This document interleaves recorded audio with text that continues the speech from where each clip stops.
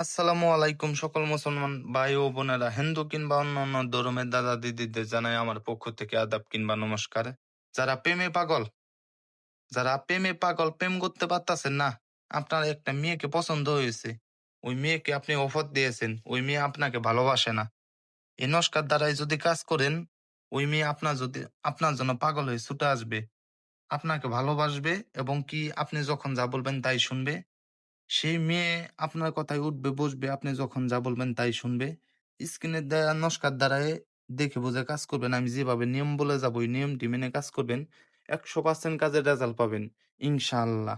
যারা কাজ করতে পারবেন না, অবশ্যই আমার সাথে যোগাযোগ কইরা কাজ করে নিতে পারেন। আমি বলব না যেন আপনারা কাজ আমার এইখানটায় করেন আপনারা। আমি চাই আপনারা আমার স্ক্রিনের নস্কারটি দ্বারাই কাজ করে রেজাল্ট পান। এটা আমি নিজে করেছি এবং কি কাজের রেজাল্টও পেয়েছি।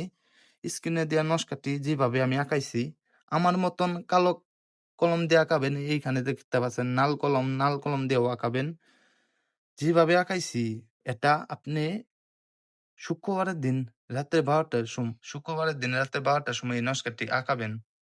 আঁকানোর পর এইখানে দেখতে পাচ্ছেন মেয়ের নাম, মেয়ের আর ছেলের নাম, এই যে নিজের নাম, মেয়ের নাম, পিতার নাম, মাতার নাম। ওই মেয়ের পিতার নাম দিবেন, মায়ের নাম দিবেন, নিজের নাম দিবেন। দেওয়ার পরে এই নস্কাটি আপনি একটি তাবিজের ভিতরে ভরে মোম গলিয়ে তাবিজটি আটকায় দিবেন। আটকানোর পর ওই তাবিজটি আপনার সাথে রাখবেন। আপনার যেকোনো জায়গায় আপনি বান্ধে রাখবেন।